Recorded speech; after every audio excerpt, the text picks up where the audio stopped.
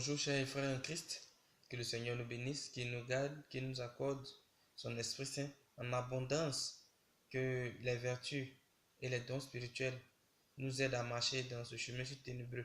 Aujourd'hui nous allons parler de Adam et Ève. Je vais essayer de lever un peu un équivoque. On entend souvent dire, non, votre Dieu il est miséricordieux, votre Dieu vous dites il est gentil, il est cela. Si Dieu était gentil, pourquoi n'a-t-il pas pardonné à Adam et Ève? Pourquoi leur a-t-il donné une punition? Si Dieu il est aussi bon comme il veut, pourquoi il a fait rentrer la mort dans ce monde? Avant que je n'explique, c'est en Genèse 3.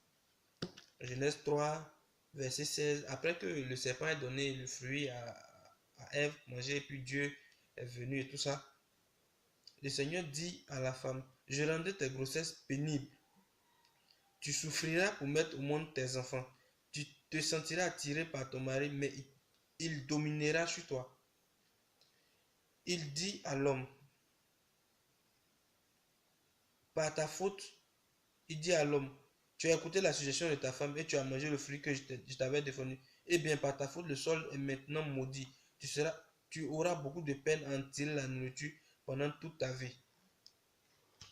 C'est-à-dire, le Seigneur dit à la femme, tu vas souffrir avant d'accoucher. Il dit à l'homme, tu vas travailler, en d'autres mots, à la sueur de ton front pour avoir ton pain quotidien. Et dit à la femme, ton mari te dominera. Ok. A priori, c'est une punition que le Seigneur il lance. Parce qu'il a dit, vous mangerez à tous les fruits du jardin, sauf celui de cet arbre. Ils ont désobéi, ils sont allés, ils ont pris, ils ont mangé. C'est ce que la Bible nous dit. Maintenant, frères et sœurs, je ne voudrais pas qu'on tombe dans le fanatisme ou bien dans des interprétations bizarres. Je prends une analogie. En principe, quand un petit frère se lève et qu'il gifle son grand frère, en principe, son grand frère doit le frapper. Il peut ne pas le frapper par amour pour lui ou bien pour d'autres raisons. Il peut ne pas le frapper. Mais le principe, soit qu'il le frappe parce que le petit frère se lève sans raison, il gifle son grand frère. Le principe voudrait qu'il le frappe. S'il ne l'a pas frappé, c'est l'amour de Dieu, ok, mais on n'est pas dans ce cadre. S'il frappe le petit frère, qu'il lui casse un bras, son intention n'est pas de lui casser le bras. Mais comme il a giflé, ça lui a fait mal.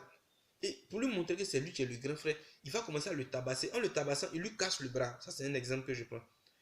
Quand il lui casse le bras, il n'a pas voulu volontairement lui casser le bras. C'est la conséquence de l'acte que le petit frère a posé. C'est le résultat qui est là. C'est la même chose avec Dieu. Il dit, vous ne toucherez pas à ce arbre. Si vous touchez, vous mourrez. Il n'a pas donné de détails. Ils se sont levés, ils ont fait comme ils voulaient. Mais Adam et Ève, là, le fait qu'ils aient touché, c'est la conséquence qui est là. Ce n'est pas Dieu qui leur a donné une punition en tant que telle. Dieu, il est amour, il a humilité, il est amour, il aime ses enfants. Mais il savait que ça allait, il sait ce qui va arriver. Il sait ce qui va arriver. Il dit, ne fais pas ça. C'est la même chose. On dit au petit frère, ne gifle jamais ton grand frère. On ne lui dit pas si tu le gifles, il va te frapper. Non.